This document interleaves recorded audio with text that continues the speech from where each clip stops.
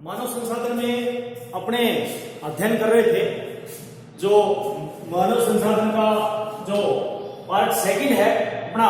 Part 2 है, उसमें अपन ने इससे पहले वाले वीडियो में जनसंख्या संसाधन एवं प्राविधिकी के सिद्धांतों में कुछ अध्ययन किया था। Theories of population, resources and technology. कहने का मतलब है कि जनसंख्या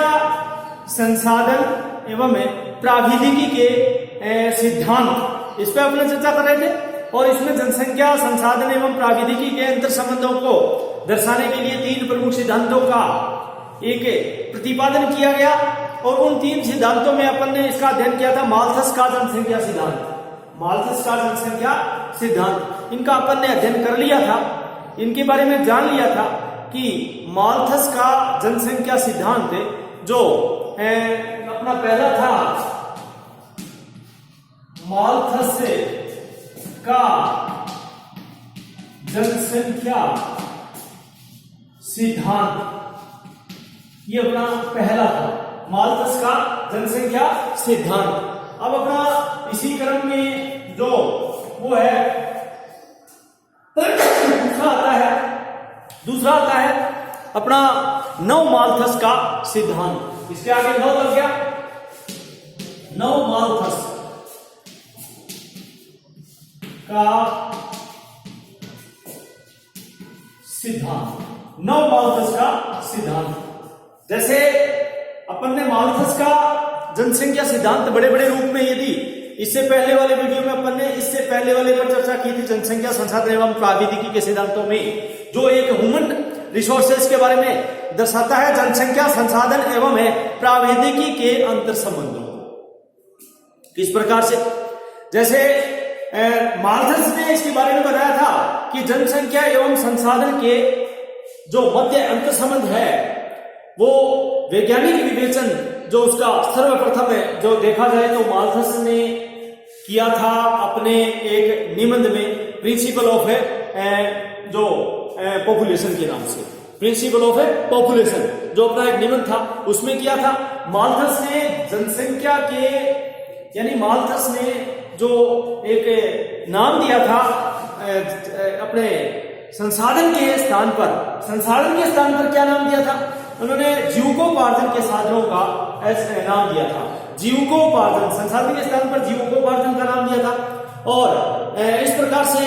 माल्थस ने यह बताया कि जनसंख्या तो ज्यामितीय विधि से, जैसे 2, 4, 8, 16, 32, 64 ये ज्यामितीय, जबकि जो अपने जीविकोपार्जन के साधन, जो संसाधन है, जैसे जीविकोपार्जन के साधन है, या यूं समझिएगा जो खनिज संसाधन है, अपने खाद्यान्न है, जो जनसंख्या का जो भरण पोषण के लिए जो खाद्यान्नों की वृद्धि है, विशेष करके जनसंख्या की जो उत्पादन है, जो उसका अंकगणित 1, 2, 3, 4, 5, 6, 7, 8, 9 इस प्रकार से उसका बढ़ोतरी हो रही है। तो कहने का मतलब है इस हिसाब से माल्थस ने एक सारांश में बताया कि अगर ऐसा चलता रहा तो सामान्यतः 25 वर्ष में जनसंख्या दुगनी हो जाती है, और शताब्दी में जो 2 शताब्दी बीतती है, उसके बाद में जो जनसंख्या की जो खाद्य आपूर्ति का अनुपात है वो इस प्रकार से, जैसे जनसंख्या एवं खाद्य आपूर्ति, उनका जो अनुपात सीधा सा बताया था 4096 तो जनसंख्या और खाद्य आपूर्ति 13, 4096 अनुपात 13, यानी कि 4096 2 शताब्दी में जनसंख्या तो 4096 होगी और खाद्य अनुपात 13 होगा, ये अनुपातिक बताया था। तो इस प्रकार से जनसंख्या तथा उत्पादन का जो अनुपात है वो बढ़ता ही जाएगा। अंततः जनसंख्या में भूखमरी है, बीमारी है, युद्ध है, ये सारी जो एक पूरी जनसंख्या है उस इसका शिकार हो जाएगी। तो इस प्रकार से अधिक मृत्यु के कारण जनसंख्या घट जाएगी, यानी कि अधिक मृत्यु होगी उसके कारण जनसंख्या घट जाएगी। और मृत्यु जनसंख्या कम करने का एक धनात्मक उपाय वो उन्होंने बताया था कि माल्थस ने सिद्धांत में कुछ बातें कही थी कि खाद्य सामग्री की अधिक समय तक वृद्धि नहीं हो सकती जबकि जनसंख्या बढ़ती जा रही है। तो इस प्रकार से अपन ने इसी क्रम में आज अपन इसका अध्ययन करते हैं नव माल्थस का सिद्धांत, यानी कि जनसंख्या संसाधन एवं प्राविधिकी के अंतर संबंधों को दर्शाने के लिए नव माल्थस का सिद्धांत क्या है। ये 1948 में ओसबर्न यानी कि एक नाम है ओसबर्न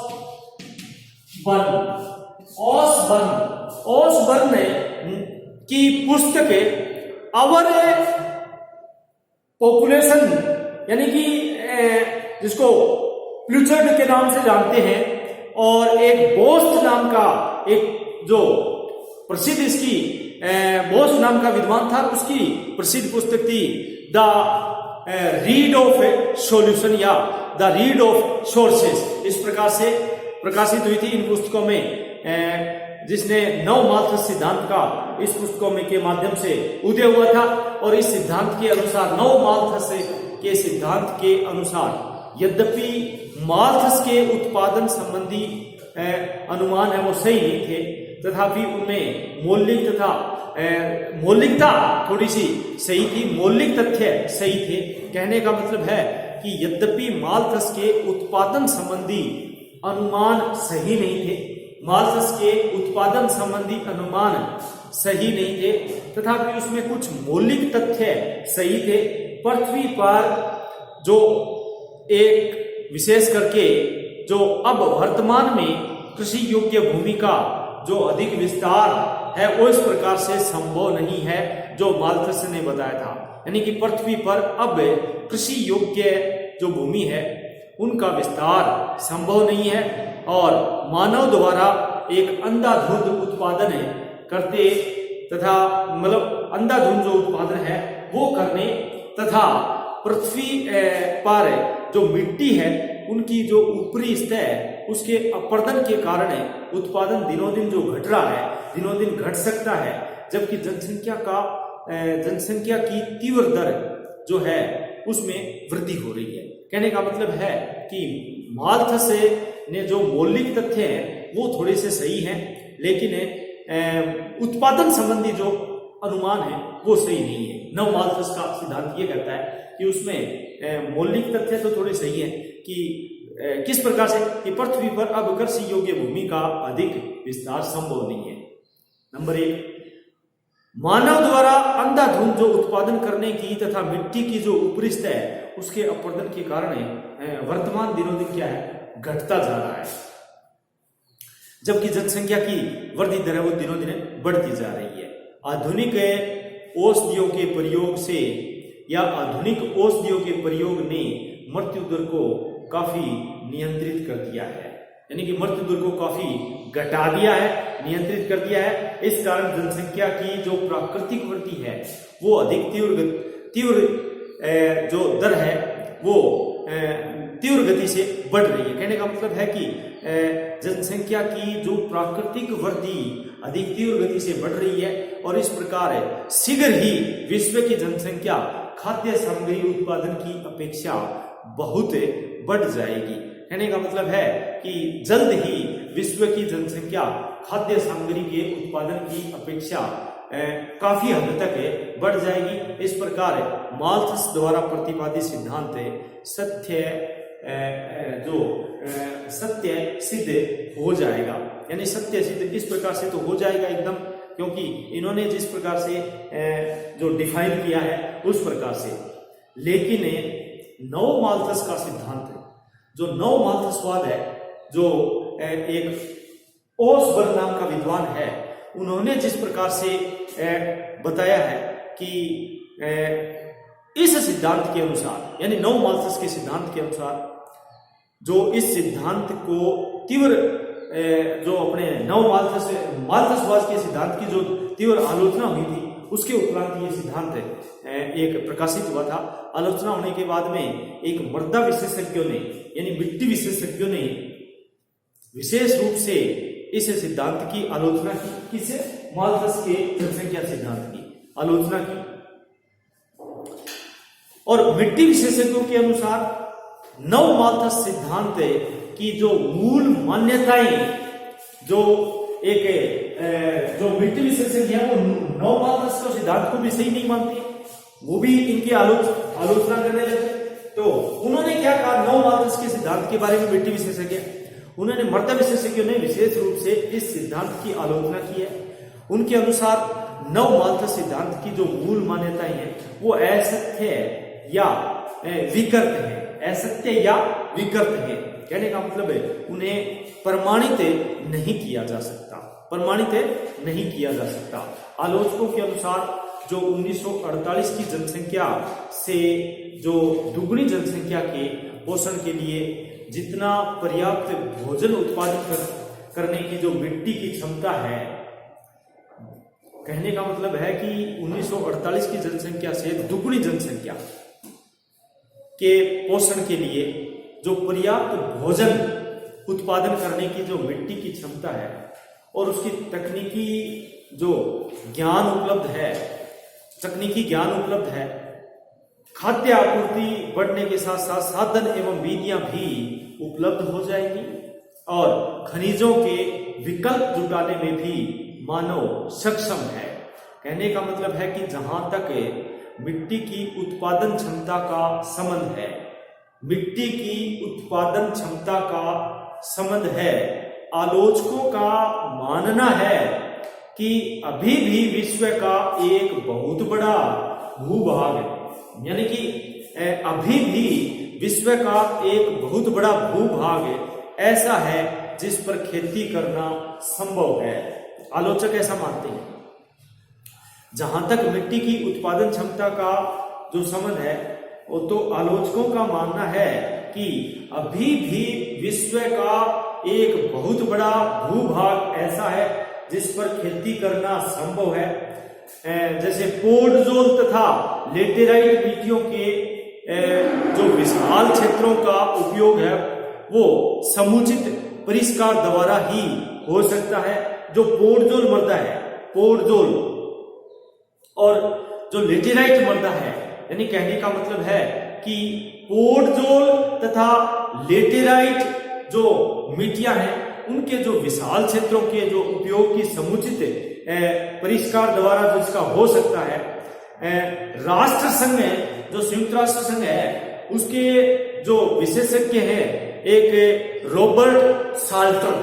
यानी राष्ट्र संघ के मिट्टी विशेषज्ञ, राष्ट्र संघ के विशेषज्ञ रॉबर्ट साल्टर के अनुसार यदि पोर्टजोल मिट्टी के, यानी कि रॉबर्ट साल्टर के अनुसार यदि कुछ, यानी कि रॉबर्ट जो साल्टर है उन्होंने बताया कि यदि कुल पोर्टजोल मिट्टी के 10% क्षेत्र पर, जो टोटल पोर्टजोल मृदा है उसके 10% क्षेत्र पर जो फिनलैंड पद्धति से, फिनलैंड एक यूरोपीय कंट्री है,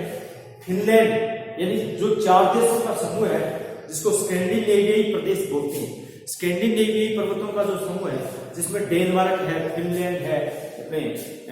स्वीडन है, नॉर्वे, स्वीडन, फिनलैंड, डेनमार्क, ये जो स्विट्जरलैंड है, यूरोपीय कंट्री देश है, ये स्कैंडिनेवियाई देश कहते हैं, उनमें से एक देश है फिनलैंड। कहने का मतलब पोर्टजोल जो मृदा है, पोर्टजोल मिट्टी के 10% क्षेत्र पर फिनलैंड पद्धति से तथा उपोष्ण कटिबंध जो लाल मिट्टी के क्षेत्र है, उपोष्ण कटिबंध जिसको बोलते हैं, वो लाल मिट्टी जिसको बोलते हैं, उसका 29% भाग, यानी 29%, 29% क्षेत्र पर अपने जैसे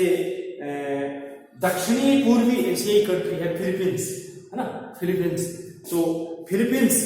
पद्धति से। कहने का मतलब है कि रॉबर्ट साल्टर क्या कहता है, राष्ट्र संघ के विशेषज्ञ रॉबर्ट साल्टर ये कहता है कि कुल पोर्टजोल मिट्टी के 10% क्षेत्र पर फिनलैंड पद्धति से और उपोष्ण कटिबंधीय लाल मिट्टी के जो लेटेराइट शब्द आया था, लाल मिट्टी के 29% पर, यानी कि 29% क्षेत्र पर फिलीपींस, जो फिलीपाइंस बोलते हैं हमने, फिलीपींस पद्धति से कृषि की जाए तो कृषि उत्पादन में प्रचुर वृद्धि की संभावना है। तो ये बात साबित कर देती है कि ये नवमाल्थस्य का सिद्धांत भी सही नहीं बैठता है। कहने का मतलब है कि नवमाल्थस वाला सिद्धांत यही कहता है कि इस हिसाब से यदि पॉपुलेशन का ग्रोथ हो गया, उत्पादन का ग्रोथ हो गया, तो जनसंख्या बहुत बढ़ जाएगी। लेकिन आलोचक क्या कहते हैं? आलोचक ये कहते हैं कि इस हिसाब से जो राष्ट्र संघ का अपने जो एक विशेषज्ञ है रॉबर्ट साल्टर, उन्होंने कैलकुलेशन निकाल करके दुनिया के सामने ये रखा कि यदि ऐसा संभव हो, जैसे दो देशों का उदाहरण दिया इन्होंने कि एक तो फिनलैंड में तो पोर्जोल जो मर्दा है उसका उस पोर्जोल मर्दा का 10% क्षेत्र, पोर्जोल मर्दा का 10% क्षेत्र मात्र वो फिलीपींस पद्धति पर इस्तेमाल हो, और जो लाल मर्दा है जो एक विशेष प्रकार के जिसको बोलते हैं अपने उपोष्ण कटिबंधीय लाल मिट्टी, उपोष्ण कटिबंधीय लाल मिट्टी, ये जो क्षेत्र है इनका 29% क्षेत्र फिलीपाइंस पद्धति से कृषि की जाए तो कृषि उत्पादन में प्रचुर वृद्धि की संभावना है। ये जो 1970 के दशक में कुल कृषि भूमि का 143 करोड़ हेक्टेयर जो थी, 1970 में कुल कृषि भूमि है वो 143 हेक्टेयर थी। 1970 में कुल कृषि भूमि कितनी थी? 143 करोड़ हेक्टेयर थी, और वह सिंचाई की सुविधा का जो विस्तार करके वही जो थी 143 करोड़ हेक्टेयर भूमि थी 1970 में कृषि योग्य कृषि भूमि, और वही सिंचाई की सुविधा का विस्तार करके 250 करोड़ हेक्टेयर तक हो सकती है। वही कहने का मतलब है कि 1970 में कुल कृषि भूमि 140 करोड़ हेक्टेयर थी, और वह सिंचाई की सुविधा का विस्तार करके 250 करोड़ हेक्टेयर तक हो सकती है। ऐसा आलोचकों का कहना है कि यदि नवमाल्थसवाद का सिद्धांत भी ये बताता है कि अपने जो पॉपुलेशन इस ग्रोथ से बढ़ती गई, अगर खाद्यान्न की आपूर्ति है वो इस ग्रोथ से बढ़ती गई तो एक भयंकर समस्या आ जाएगी। तो इस प्रकार से कुल मिलाकर के तो जो पोर्जोल मर्दा है, रॉबर्ट जो साल्टर ने क्या कहा था कि जो पोर्जोल मर्दा है उसका मात्र 10% क्षेत्र, वो तो किस आधार पर? फिनलैंड पद्धति पर। और जो उष्ण कटिबंधीय वाली लाल मिट्टी है, उपोष्ण कटिबंधीय वाली जो लाल मिट्टी है, वो यदि 29% क्षेत्र उसका और फिलीपाइंस पद्धति पर किया जाए तो बहुत उत्पादन इसमें हो सकता है।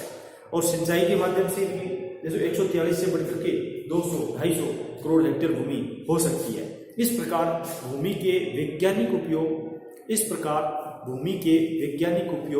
तथा उर्वरकों के समुचित उपयोग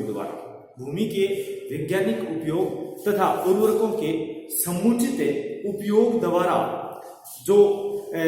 मिट्टी की उत्पादन क्षमता है उसमें वृद्धि संभव है। कहने का मतलब है कि जो भूमि के वैज्ञानिक उपयोग तथा उर्वरकों के समुचित उपयोग द्वारा मिट्टी की उत्पादन क्षमता में वृद्धि संभव है। फसलों की किस्मों में सुधार भी अधिक उत्पादन,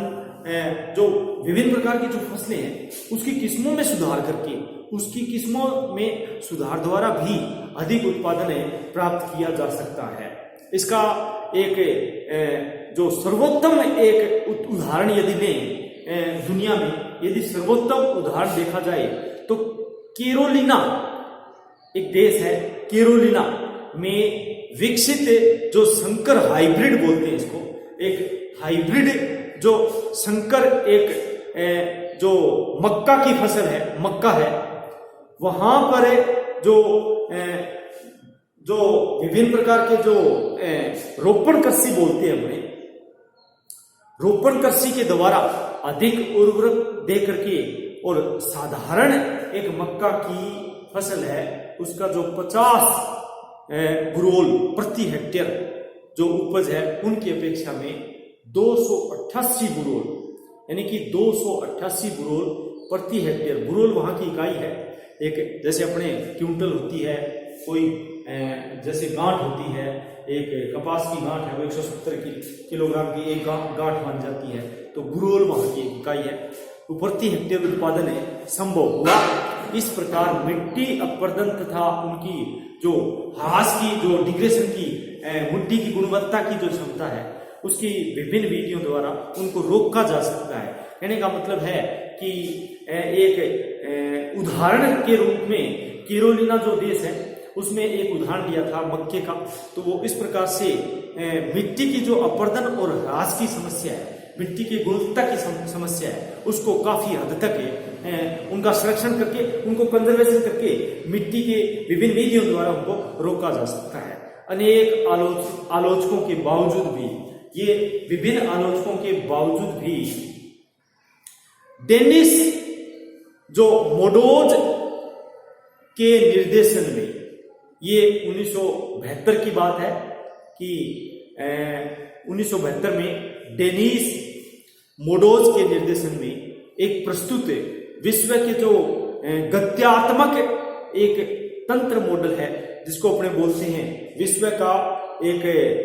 वृद्धि की सीमा का मॉडल बोलते हैं, अपने वृद्धि की लिमिट टू ग्रोथ जिसका नाम है, वो गत्यात्मक जो तंत्र है, वो मॉडल है, जो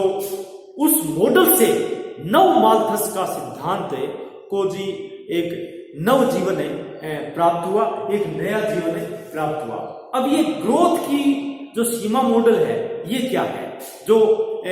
डेनिस मोडोज के निर्देशन में पूरा हुआ था। इस मॉडल में प्रोफेसर डेनिस मोडोज ने जनसंख्या, संसाधन, भूमि एवं पूंजी, जनसंख्या, संसाधन, भूमि एवं पूंजी निर्माण तथा पर्यावरण प्रदूषण के दीर्घकालिक, गत्यात्मक और उनके अंतर संबंधों का विश्लेषण किया है। कहने का मतलब है कि पॉपुलेशन, रिसोर्सेज, लैंड्स एंड जिसको अपने बोलते हैं कैपिटल, जिसको पूंजी कहा जाता है, पूंजी के निर्माण तथा इन्वायरमेंट पोल्यूशन जिसको पर्यावरण प्रदूषण है, और उनके दीर्घकालिक जो गत्यात्मक रिलेशनशिप है, जो उनके अंतर संबंध हैं, उनका विश्लेषण इसमें किया है। इस सिद्धांत के अनुसार, इस मॉडल के अनुसार, कौन सा मॉडल, वृद्धि की सीमा का मॉडल, अर्थात लिमिट ऑफ ग्रोथ का मॉडल। अब इसमें इस सिद्धांत के अनुसार यदि अधिक उत्पादन एवं जनसंख्या वृद्धि की, उत्पादन अधिक और वर्तमान जनसंख्या की जो वृद्धि है उसका कैलकुलेट किया जाए, उसका विश्लेषण किया जाए, या वर्तमान जो व्यवस्था है वो इस प्रकार से बनी रहे, तो अगली शताब्दी में जनसंख्या तथा औद्योगिक उत्पादन दोनों ही ठप हो जाएंगे, दोनों ही ठप हो जाएंगे। कहने का मतलब है क्योंकि इनकी वृद्धि की विद्यमान जो द्विगुणितीय गति है, द्विगुणितीय विधि, वो अब तक जिसको अनवरत बोलते हैं अपने, अनवरत यानी कि लगातार नहीं चल सकती। कहने का मतलब इसमें इसका जो निचोड़ निकाले, इसका जो निष्कर्ष निकाले या इसकी निष्कर्ष की पुष्टि करें, तो इसमें 5 बातें शामिल हैं, 5 मॉडल बताए गए हैं, 5 मॉडलों द्वारा ये बताया गया है। जैसे पहला है मानक प्रतिरूप, दूसरा है मानक प्रतिरूप। अब ये मानक प्रतिरूप है क्या? मानक प्रतिरूप, इसके अंतर्गत यह मान लिया गया है कि जनसंख्या प्रति व्यक्ति की जो औद्योगिक उत्पादन, प्रदूषण और एक अनव्यकरणीय जो संसाधन होती हैं, जैसे कोयला है, पेट्रोल है, डीजल है, प्राकृतिक गैस है, वो, और जन्म एवं मृत्यु दर तथा प्रति व्यक्ति की जो सेवाएं हैं, सर्विस है, उनमें वृद्धि दर पिछले जो 100 वर्षों के अनुसार यदि देखा जाए, जिसको 10 शताब्दी कहते हैं, तो 100 वर्षों के अनुसार ये जो चलती रहती है, ऐसी दशा में निरंतर यदि ये चलती रही तो द्विगुणित जो होती जनसंख्या के कारण प्रति व्यक्ति की जो भोजन की उपलब्धता है वो औद्योगिक उत्पादन एवं पर्यावरण प्रदूषण में तीव्र गति से होने वाले जो पश्चाताप है, जिसको अपने बोलते हैं जो अनवीकरणीय संसाधन है, उसकी जगह जो नवीकरणीय संसाधन है उनको निरंतर ह्रास होता जाएगा। जनसंख्या वृद्धि की तुलना में तीव्र जो ह्रास है वो आ जाएगा। और इसमें यह मान लिया गया है कि प्राविधिकी विकास के कारण, यानी कि टेक्नोलॉजी जिसको बोलते हैं हमने, तकनीकी प्राविधिकी विकास के कारण संसाधनों में दुगनी वृद्धि हो जाती है। और इस दशा में जो अपेक्षाकृत जो विन्यास होता है वो विन्यास प्रति व्यक्ति के भोजन उपलब्धता एवं औद्योगिक उत्पादन में तीव्र गति से प्रभाव डालता है, जबकि पर्यावरण प्रदूषण में एक अतिशय वृद्धि होती है, अचानक वृद्धि होती है। परिणाम क्या होता है? जनसंख्या ह्रास जो है उनका एक सीमा तक बढ़ना। कहने का मतलब है कि इस दशा में यह मान लिया जाता है कि संसाधन एक असीमित मात्रा में उपलब्ध होंगे तथा प्रदूषण पर भी नियंत्रण रहेगा और प्रति व्यक्ति की जो कृषिगत व औद्योगिक उत्पादन है वो 1970 की अपेक्षा, 1970 में 143 करोड़ हेक्टेयर थी भूमि और कृषि योग्य, खेती करने योग्य 1970 के दशक में, उनकी अपेक्षा 1/4 ही पहले जो 1970 के दशक में जितना प्रदूषण था उनका 1/4 प्रदूषण होगा। और जनसंख्या तथा औद्योगिक उत्पादन में तब तक की वृद्धि जारी रहेगी जब तक कृषि योग्य भूमि में कमी होने से उसका विकास न रुक सके। एक स्थिति ऐसी भी आएगी जब प्रति व्यक्ति भोजन उत्पादन में कमी के कारण पूंजी का विनियोग औद्योगिक उत्पादन और जो बढ़ाने की पूंजी का उत्पादन बढ़ाने की अपेक्षा भोजन उत्पादन वृद्धि में ज्यादा समय लगाएगा, भोजन उत्पादन वृद्धि में ज्यादा करेगा, अतः सभी तत्वों में ह्रास होगा। कहने का मतलब है कि इस दशा में ऐसा मान लिया गया है कि असीमित संसाधन एवं प्रदूषण पर प्रभावी नियंत्रण रहेगा तथा कृषि में उत्पादकता है, जो प्रोडक्टिविटी है और प्रोडक्शन है वो दोनों ही बढ़ेंगे। कहने का मतलब है कि औद्योगिक उत्पादन तथा जनसंख्या में अत्यधिक वृद्धि होगी और उन वृद्धि के साथ साथ में कुल औद्योगिक उत्पादन में भी एक वृद्धि होगी और इससे वृद्धि का इतना अधिक प्रभाव होगा कि प्रदूषण नियंत्रण के उपाय भी करके इस प्रदूषण को कुछ सीमा तक लाया जा सकेगा। कहने का मतलब है कि प्राविधिकी द्वारा औद्योगिक उत्पादन में वृद्धि कायम रखने में जो सफलता है वो मिलेगी, परंतु वृद्धि की अंतिम सीमा ये कब तक होगी, ये 2100 ईस्वी से आगे नहीं बढ़ाया जा सकेगा इसको। कहने का मतलब है कि जो वृद्धि की जो सीमा है वो उसमें यदि चरण वाइज दिया जाए, यदि इसको क्रम वाइज दिया जाए तो क्रम के अनुसार जैसे संसाधन, फिर प्रति व्यक्ति की जो उपलब्धता, फिर नंबर 3 प्रति व्यक्ति की औद्योगिक उत्पादन और नंबर 4 जो प्रति व्यक्ति की औद्योगिक उत्पादन की क्षमता है और नंबर 5 प्रदूषण है, नंबर 6 जीवन की गुणवत्ता है और नंबर 7 पूंजी विनियोग है। इस प्रकार से ये एक वृद्धि की सीमा का मॉडल लिमिट ऑफ ग्रोथ के नाम से जाना जाता है। अब इस मॉडल की भी आलोचना हुई थी, इस मॉडल की भी आलोचना की गई थी। मॉडल की मान्यताओं के कारण इसकी तीव्र आलोचना की गई क्योंकि इस मॉडल को मान्यता मिल गई थी और इसको मान्यता मिलने के बाद में इसकी तीव्र गति से आलोचना की गई थी। आलोचकों के अनुसार अब ये मॉडल है जो इस मॉडल की आलोचना में सबसे एक नंबर पर पहली जो आलोचना की गई थी उसमें जनसंख्या की वृद्धि पर जो जनसंख्या वृद्धि है वो वास्तविक नहीं है ये, क्योंकि इस मॉडल में जन्म दर के केवल 2 निर्धारक तत्व जो औद्योगिक स्तर एवं खाद्य आपूर्ति माने गए हैं। इनमें पिछले अनुभवों के आधार पर यह मान लिया गया है कि औद्योगिकरण के स्तर में वृद्धि के साथ साथ आय में भी वृद्धि होगी तथा जन्म दर में ह्रास होगा। कहने का मतलब इस मॉडल में जो दूसरी जो आलोचना थी उसमें अनवीकरणीय संसाधनों के भंडार को सीमित मान लिया गया है। अनवीकरणीय के भंडार को सीमित मान लिया गया और जो विद्यमान उपभोग दर है वो पृथ्वी पर कुल खनिज भंडार का मात्र जो 250 वर्षों के लिए उपलब्ध माने गए हैं, परंतु खनिज भंडारों की यह सीमा मानव की विद्यमान प्राविधिकी एवं आर्थिक अंकुशों द्वारा निर्धारित है, न कि प्रकृति द्वारा। इस प्रकार से इस मॉडल की भी आलोचना की गई। इस मॉडल में पर्यावरण प्रदूषण की भूमिका महत्वपूर्ण है, परंतु प्रदूषण के जो विश्वसनीयता आंकड़े हैं वो केवल 1 दशक पूर्व से ही उपलब्ध हैं। प्रदूषण स्तर का जो सीधा संबंध औद्योगिक उत्पादनता में कृषि से जोड़ा गया है तथा मृत्यु दर पर इसका सीधा प्रभाव माना गया है। इसके अतिरिक्त स्थानीय स्तर पर भी जो प्रशिक्षण किया गया है उनमें प्रदूषण संबंधी इस मान्यताओं को यथावत स्वीकार करना कठिन है। इस प्रकार से कुल मिलाकर के इस मॉडल की भी कुछ आलोचकों ने मान्यता मिलने के बाद में भयंकर आलोचना की है। तो इस प्रकार से आज अपन ने मानव संसाधन के रूप में कुल मिलाकर के प्रौद्योगिकी और संसाधनों के मध्य अंतर संबंधों को समझा। धन्यवाद।